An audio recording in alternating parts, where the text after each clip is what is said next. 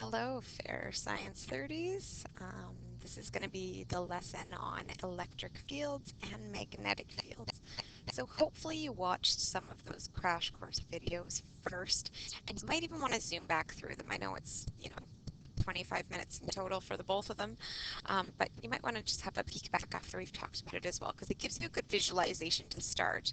So if you haven't watched them, pause this, go watch them, and then come back to this. But again, it's kind of a visual unit, and I have a lot of demo stuff at school that obviously we're not going to be doing. Maybe I can do some of them next week if I go in, but again, I'm at home until Thursday next week, so we're going to be past this point by then. Um, so those crash course videos kind of give you a little bit of an idea, and we can talk about other things that we can look at to represent it. So, um, oh, I also I forgot to mention you should have checked over your gravitational. Of course, it's going to be funky. Your answers on your um, gravitational field strength problems that were due or should have been done based on yesterday's lesson. So hopefully you looked over in the key that I sent you guys, the answers for all of those. And again, if you're stuck on any of them, make sure you go back over it or you send me a message and we can kind of talk about it.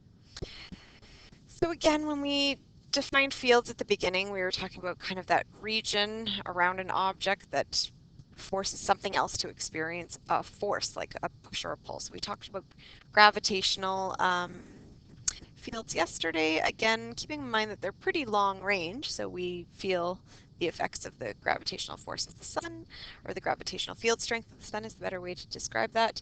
Um, but relative to the mass, it's an overall weak field. So today we're going to talk a little bit about electric fields and also about magnetic fields. So the concept of electric fields was introduced by somebody named Michael Faraday. There's a really good Cosmos that's a lot about him. I'll look it up later and I'll tell you guys which one it is. So if you have access to Disney Plus, it's a good one to watch, and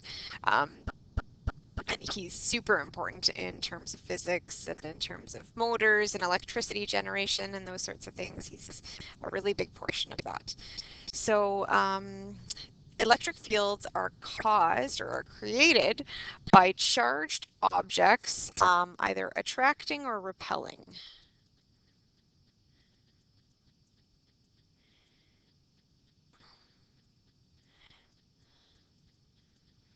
I found my stylus, so now I can write.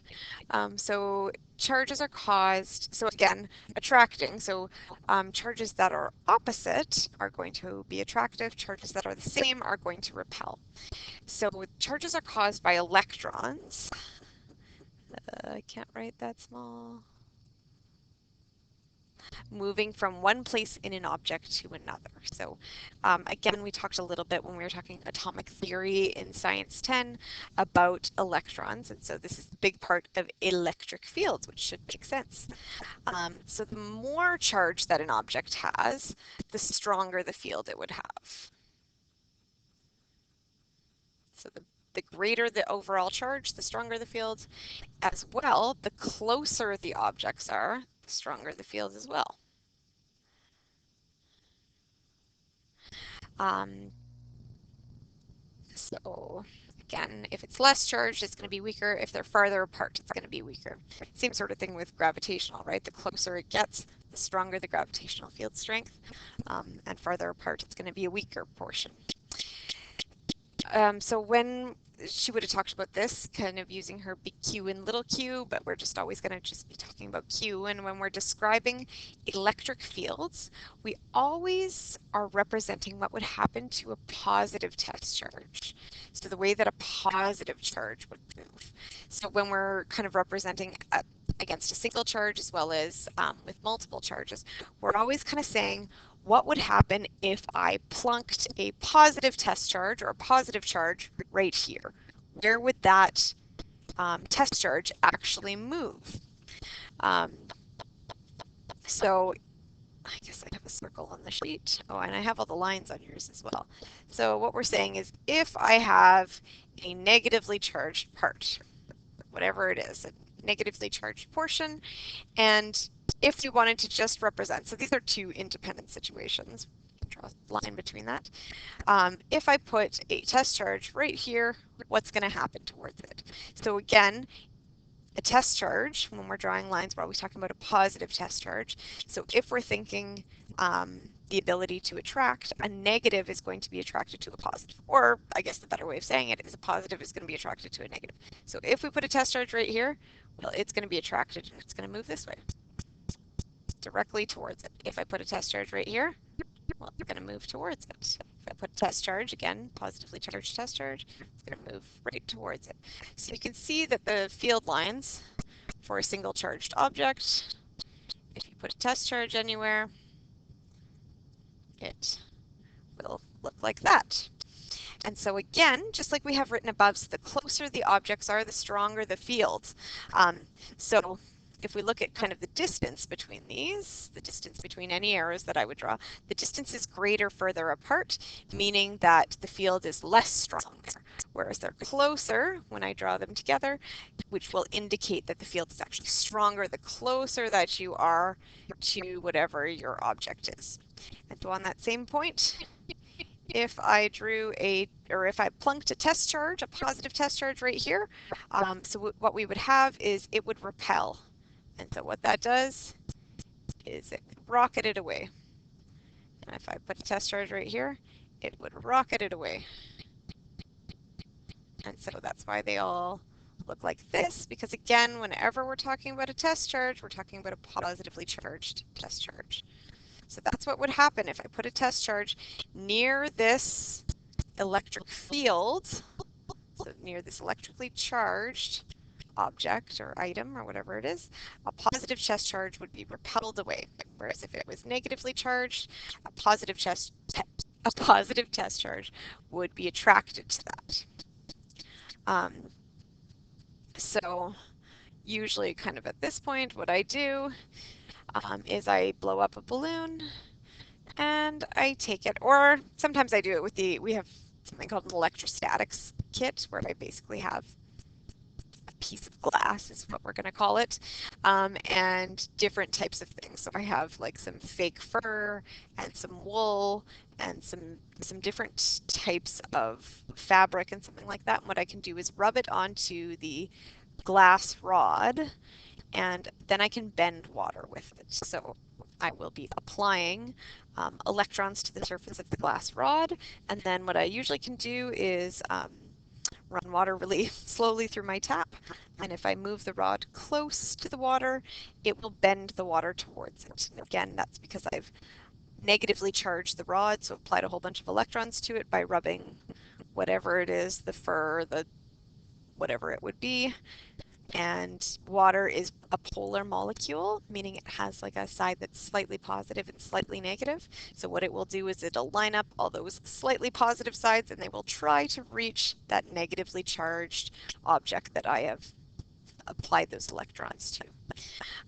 If I also do the other one, I just have these written on my booklet, that's why I'm thinking of them right now. If I take two balloons and I tie them together on a string, like if you can just imagine, 3 feet of string, and I tie the two balloons together and I rub them on my head and they're both electrically charged, and I just kind of let them both fall and keep my finger on the string so that they're kind of falling towards each other. If you can picture string, string, balloon, my finger would be here, and another balloon. What they will actually do is they might glide their way towards each other, but they will actually be pushed apart. They won't want to touch each other, especially if I've rubbed them on my head, because they're coated with a whole bunch of negative charges and they don't want to be near each other. So that's usually kind of a demo that I do too in terms of the electric field that can be applied. So if okay, so a negative charge would move opposite the electric field. So again, when we're drawing electric field, we're talking about that positive test charge, so a negative test charge would just do the opposite, right? So if the field is positive, if overall the field is positive, kind of like we see right here, the electric field is positive, the charge will be repelled.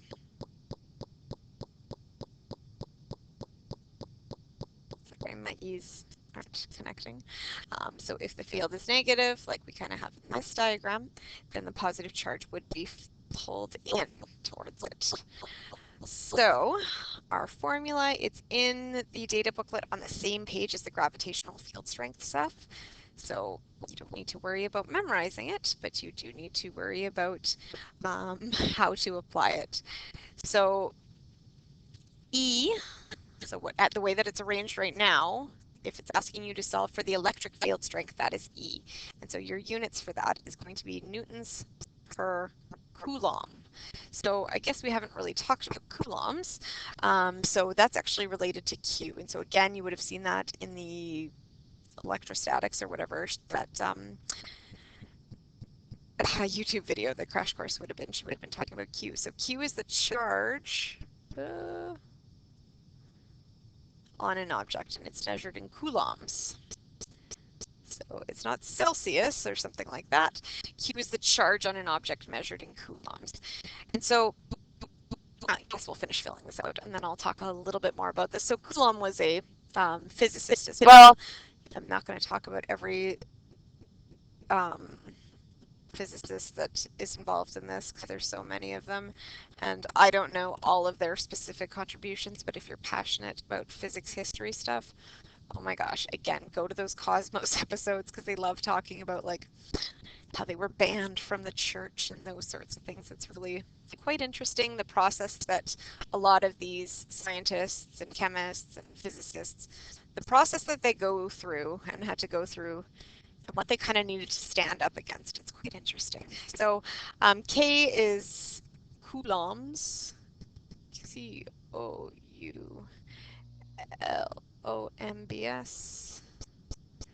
Coulomb's law constant. So this is a constant that we'll use for any electric field.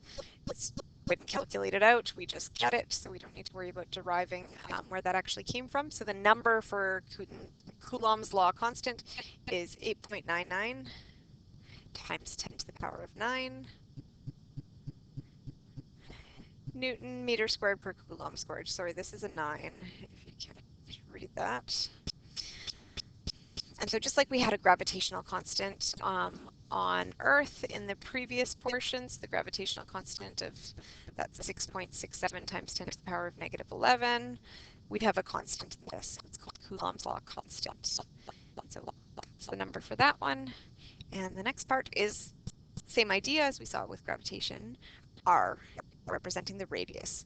So center to center distance. So if we're talking about two objects, it's the distance between the center of those two objects. And again, it's measured in meters. So if you have it in millimeters or something like that, you're probably not going to have it. I guess sometimes you can have it in something like kilometers, but sometimes we're talking a little bit smaller scale when we're talking about electric fields. I hope this doesn't make a noise every time I tap my stylus. If there's like a weird ticking noise, that's because I'm just tapping my pen on something. Sorry. So in terms of charge, in terms of what a coulomb actually kind of looks like. So 1 coulomb of charge is actually like a supermassive amount of charge. So this question here is ridiculously stupid because it wouldn't actually be a thing. That's an insane amount of charge. We're still going to calculate it because it's there, but 1 coulomb of charge is a lot of charge. Usually what we will be seeing, and if I flip over to the other page, you are going to be seeing things usually in what's called the microcoulomb range. So microcoulomb, it looks like a fancy U. Notice that it doesn't say like M coulomb because that would be milli. So microcoulomb, looks like this, and then 1 microcoulomb is 10 to the power of negative 6. Micro always means 10 to the power of negative 6, and that's a little bit more sensical to be talking about. So 1 coulomb of charge is like a wicked amount of charge. A bolt of lightning, when it is releasing its charge from the kind of negatively charged cloud to the positively charged building or like tower or whatever the lightning actually strikes, 1 bolt of lightning is releases about 5 coulombs of charge, or redistributes about 5 coulombs of charge. So this number of 500,000 coulombs is ridiculous. If 1 bolt of lightning is about 5 coulombs, this is, whoa, insane. But we're still going to pretend that it's okay and that it's not a goofy question that I always intend to fix and I never do. So a cloud builds up a charge of, this is the example, and we're going to use the formula that we have up above. So it builds up a charge of 5.0 times 10 to the power of 5 coulombs. What is the strength of the electric field on the ground 1,100 meters away? So it's nice it gives it to us in meters. They could have said 1.1 kilometers, but it seems like at least one thing is okay with this question. So just like I always try to do, I always write out what I know to start. So I have K. Remember, you're not going to be given it explicitly in the question, but it is in your data booklet, so you just need to remember to put it in there. So K is equal to 8.99 times 10 to the power of 9 Newton meters squared per coulomb squared. It's another wild unit. Q is the charge on the object. So 5.0 times 10 to the power of 5 coulombs. And R, the radius, is 1,100 meters away. So our formula, E equals K times Q over R squared. And now I can substitute in the values. Again, if you're trying to put this all in the calculator as one thing, you better get a little bit bracket happy. I would probably pause this video and see how you do putting it in all as one step and make sure you get the same value. I'm going to just ditch my units for a bit, but I should be paying attention. I just don't think I can fit it all.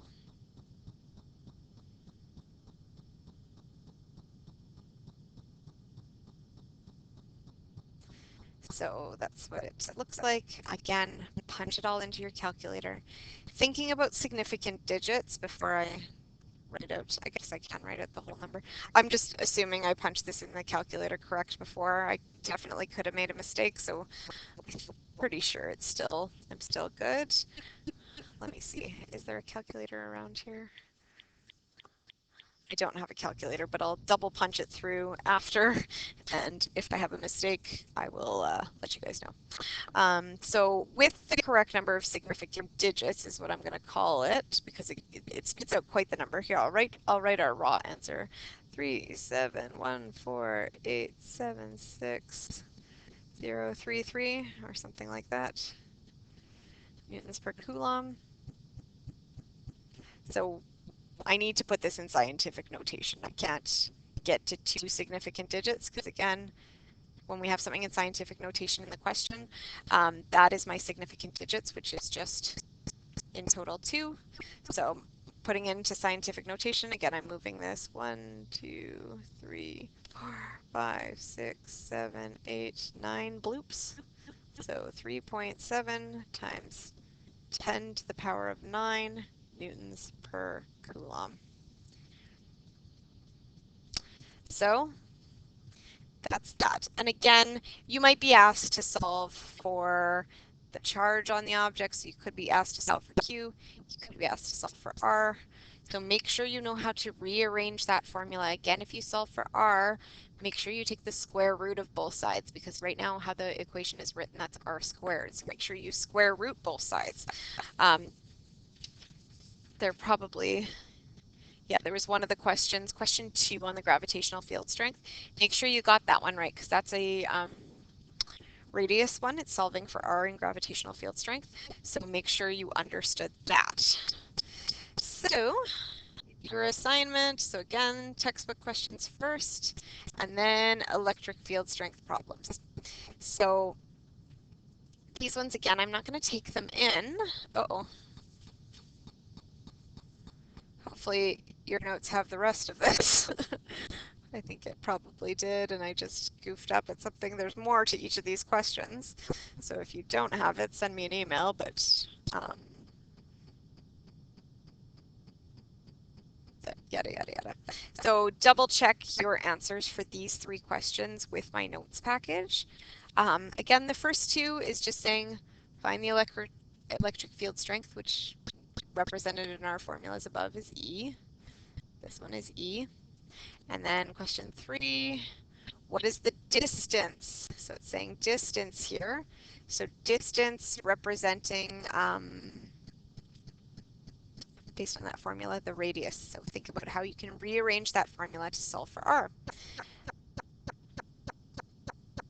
Oh no, do I not have my magnetic notes in here? Where? Oh, shucks. Okay, I might need to just kind of tick along from there. So magnetic fields. I'm not going to try to fix my smart file right now. So what I'm going to do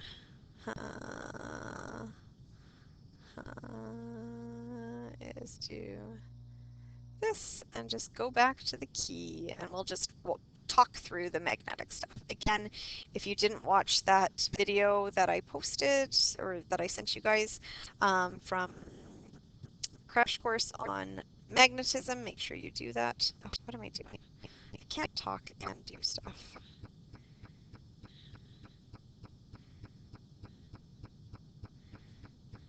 Oh, I think I actually have it on my desktop.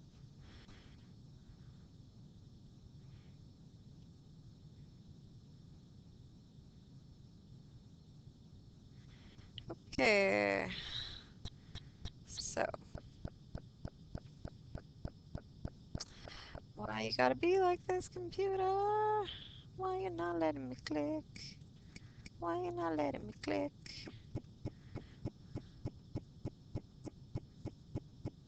Ah, there we go. Just had to be sad at it for a bit. Okay, so so you can look at the drawing the fields as well. So based on 2 different point charges. So if we had a positive, I guess I can just chat about this from here.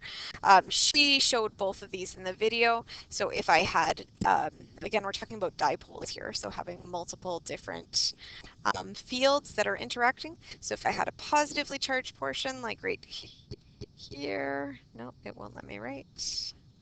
If I had a positively charged portion, like right, gosh.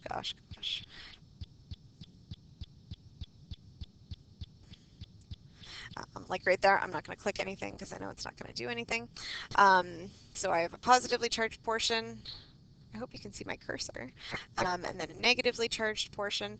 If I put a test charge right here, it would be repelled by the positive, but then it would also be attracted by the negative. So those are kind of the way that a positive test charge would actually move within that space. So if I put a positive test charge right here, if you can't see my cursor right now, it's going to seem like I'm saying absolutely nothing, but a positive test charge right there, it would be attracted towards the negative and it would be repelled by the positive. And then I have 2 other situations. So if you have 2 positive areas and 2 negative areas, you need to think about what would happen in terms of adding a positive test charge. So if I put a positive test charge here, it would be repelled by this, and it would want to move this direction, but it would also be repelled by this, so it would want to move that direction. So that's why the fields lines look like that. And again, the video did a really good job of kind of explaining out how those field lines look, so make sure you watch over that. And then the last one, so 2 negatives. Well, if you put a test charge right here, it's the closest to this one, so it's going to be the most attracted to this one. If I put one over here, it's going to be most attracted to the one that's closest to it, right? It's going to move towards that. It is attracted to this, but the strength of the electric field is greater because it's closer to that. It has like smaller radius between the 2 objects. If I put a test point like right in the middle, well, essentially it could kind of remain suspended if I got it perfectly in the middle, but if I did it slightly to one side or the other, it would be more attracted to whatever it's closer to. And then this is, she was talking about capacitors in the video as well, so it's a really good idea for storing electric charge.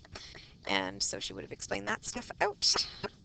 Oh, the force stuff. So the force that an electric field places on a charged object can be used. So the amount of force, we did gravitational force as well. So force equals mass times your acceleration due to gravity. So same idea with this, that force is equal to the electric field strength multiplied by the electrostatic charge on the test mass, so E times Q. So that's the force between those two objects in newtons.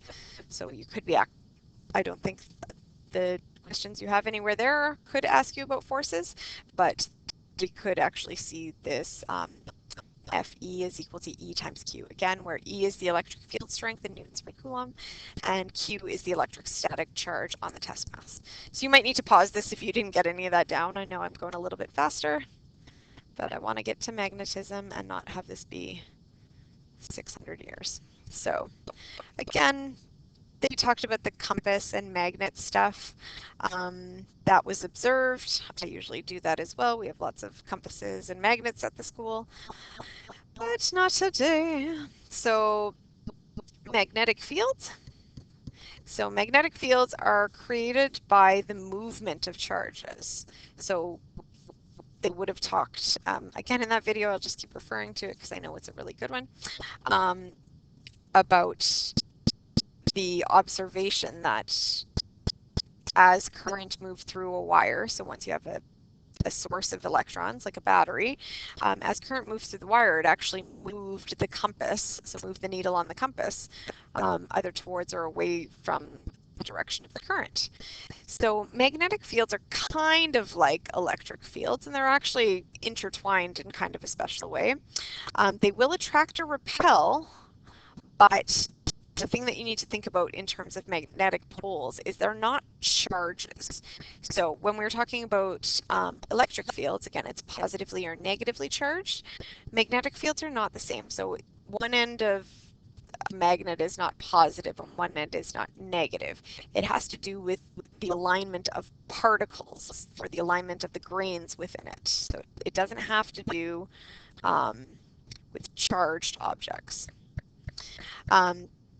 So only some materials can actually be magnetized. So if I take the plastic pen that I'm holding and playing around with, I can't magnetize plastic. That's not going to work.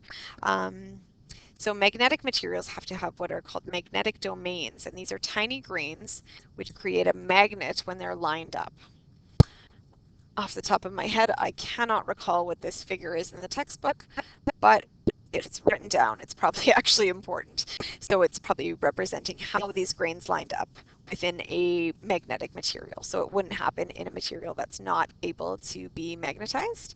So magnetic materials, again, the big one is always iron. So that's most magnetic materials are going to have iron within it, as well as nickel, as well as cobalt. Those are the big ones. Some others might be able to be magnetized for short amounts of time, but most of the time you're going to be dealing with these ones.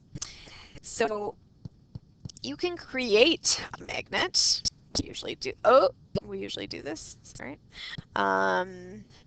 So you can line up the domains in a magnetic object by essentially rubbing a strong magnet against it. So you can line up the domains within it and actually magnetize something. I'm sure you've seen that before, like with a paper clip or something like that. So you could take a strong magnet, something that's permanently magnetized, and rub it onto a paper clip, and you can actually make that paper clip magnetized. It's not going to last. Probably as soon as you drop the paper clip on the floor, those domains that have been lined up are actually just going to kind of realign themselves however they need to and not be magnetized anymore. So you can make a magnet by using a strong magnet and rubbing it against it to line up the grains. You can also make a magnet by putting electric current through something.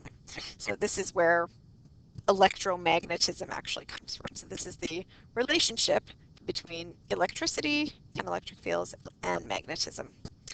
But demagnetization, where it's no longer a magnet, can occur by heating or even just by dropping it on the floor. So that jolt, the force that will be applied will actually realign those magnetic domains. Learn Alberta magnetism videos. Can't remember what that one is, and it's probably gone because Learn Alberta is a real pain in the old butt. But again, the crash course video is nice for this one. I noticed that it's like crash course 26 and 32. I also peaked at 25 quickly. That's really good for understanding electric charge. I don't know what 27 through 31 is, so you might want to even just peek at the titles and see if it seems like there's anything there. I didn't look at all of them. But more on magnetism might be there if you want to just get a better idea and see a little bit more with it. So magnetic field lines show the lines of magnetic force between magnetic north and magnetic south poles. So magnetic north, this is kind of the confusing part, is actually located at the south pole, or whatever we would call magnetic south, or whatever we would call like the southern part. I guess south pole is what we would call it, so I don't know why I'm trying to change that. So magnetic north is actually located at the south pole, and magnetic south is actually located at the north pole. And so what that actually relates to is the compasses that we use. So even now you just have them on your phone, but if you've ever used like an actual physical compass instead of a digital one like that, the ends of those are actually north seeking. So they're attracted to magnetic south, which would be at the North Pole. So it's kind of a confusing process, but it's interesting in its own special way. So drawing magnetic field lines, you're always going to have a closed loop on these ones. So again, always when we're drawing magnetic field lines, it's always going to be the way that the needle of a compass would point. So if I placed a compass right here, it would point back. Well, it would have kind of a little bit of difficulty because it's not attracted to this north portion. It would be attracted there.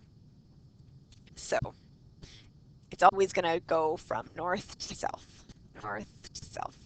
So that's what, if I just have a single bar magnet, and it's actually really cool. I have these little, I don't even know what to call it, plastic containers that have iron filings in it. And if I sit it on top of a bar magnet, you can actually see these field lines. You can actually see how it looks like this around the magnet. It's actually really quite cool. If I pop in next week, I'll definitely do that because you can see like almost this whole closed loop around the magnet for where the strength of those field lines actually is. And then I have kind of three different situations. Sorry, there's lines in between here to hopefully make it a little bit clearer.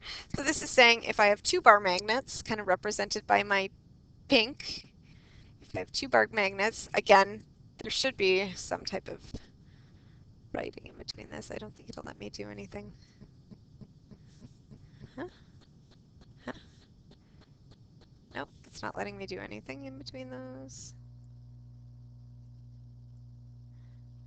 I just keep trying and it's not doing anything. Okay, so these are three separate situations. So pretend that they're on three different pieces of paper because nothing's actually happening between these two portions. So the first situation that we have, so we have two bar magnets and we have pointed the two norths towards each other. And so in terms of drawing your field lines, so these two norths are not going to be attracted to each other. So they're actually going to repel from each other. So the way that our closed loop would actually look is away from the north towards the south. Again, away from the north towards the south. Away from the north towards the south. The next one we have is two bar magnets, and now I have the north towards the south. So the direction of my field line is going to be away from the north towards the south. Away from the north towards the south. Away from the north towards the south. And it would kind of go down like this. Eventually, it might start to loop back to this one as well. So again, based on the distance between it. And then if I have the two bar magnets, they're kind of the opposite configuration to the way that I have them over here. The souths are pointing towards each other. So again, the way that we always draw it is away from the north towards the south. Away from the north towards the south. And again, these two are not going to be attracted to each other. So away from the north towards the south is the way that we would draw those field lines.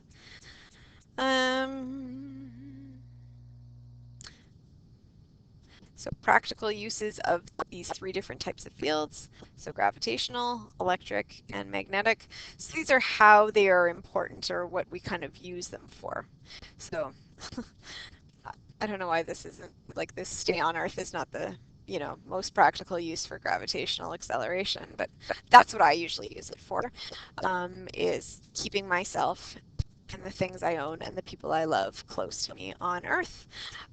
Some other practical uses, a little bit kind of obscure in some ways. Plants actually have gravitational responses that they know. You plant them underground, they can't see the light, so they aren't like, oh, that way's the light, I'm going to go that direction.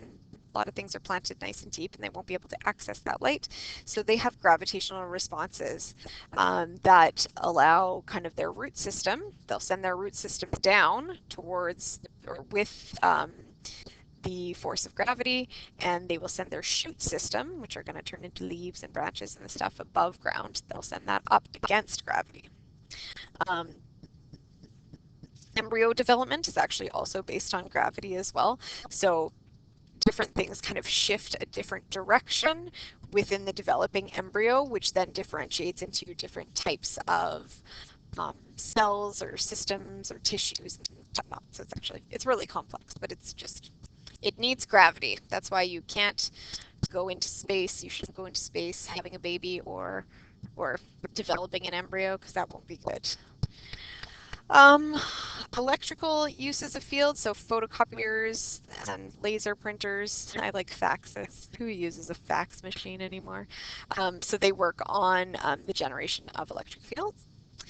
So electrostatic precipitators and filters, we saw that when we were looking at some of the solutions for environmental things, specifically acid rain. So that again, if you look back to the end of chapter 1 in chemistry, we talked about electrostatic precipitators, and again, it filters out those different particles in the air, which is going to prevent development of some of those compounds that can cause acid rain. DNA electrophoresis, for those two of you that are in Bio 30, and I guess we kind of saw it a little bit. So that is taking DNA and cutting it into little sections or little splices, and you can actually sort them based on molecular size by running electricity through it, and bigger ones will move less far through the gel, the smaller ones will move further through the gel, and they're going to use that for DNA fingerprinting, so determining paternity, being involved with criminal cases, and those sorts of things are all related to running electricity through stuff and generating an electrical field. Magnetic fields. So telephones work on magnetic fields. I'd have to learn more about that. I have that written down, and that's not something I actually know a lot about. The one that I do know a lot about is navigation requires magnetic fields. Obviously not just for hey, we're sailing north, hey, we're sailing south, but actually a lot of birds and fish actually rely on the magnetic fields of Earth to figure out where they're supposed to be going. So where they're supposed to be finding their way to a mating ground, or where they're supposed to be flying south for the winter. Yet all the time you see geese flying north randomly in November, and you're like, that's not the best, buddy. But they do actually have internal systems that allow them to know exactly kind of where they're going based on Earth's magnetic fields. One that actually was kind of popular just a couple of days ago is the Aurora Borealis, or the Northern Lights. I think they were visible across Canada a lot. So that's actually related to the magnetic sphere that's surrounding Earth. And so it's really interesting. I've never actually seen them live myself, so I need to become an aurora chaser and get the apps on my phone that text me when it can be seen and head out of the city and look at it. But it's actually, yeah, it has to do with the what's called the magnetosphere around Earth and the interaction of that. Bank cards, most of the bank cards we have now, right, have that chip detection system, but it used to be magnetic stripes on bank cards and visas and that sort of stuff. So those are kind of some interesting uses of fields. So finally, oh my gosh, it's like past my bedtime. So there's some questions in the textbook that you can peek at there. So on page 346, questions 1, 2, 3. And I would have like a quick read over the information in the textbook too to supplement. That might give you a little bit more information and have some interesting views. I didn't manage to bring a textbook home, so I don't know exactly what it would be on, but again, it's fields in the textbook. It's probably 1.1 and maybe 1.2 in physics. So whatever page 346-ish goes up to, you should have read as well. So that's a lot of stuff. Maybe have a little read over or watch over those videos again. I know this is 40 minutes and those are already a lot, so this is quite a bit to get through. But we shall chat with you later. You're going to have a little quiz. I'll have it open on Friday and I'll have it open through the whole weekend for you. So if you're not feeling quite prepared yet, you can spend Friday's class either finishing up questions or asking me questions or watching some more videos and then do the test on the weekend. Or if you're ready to go, you shall do it. So have a good one. I'll talk to you later.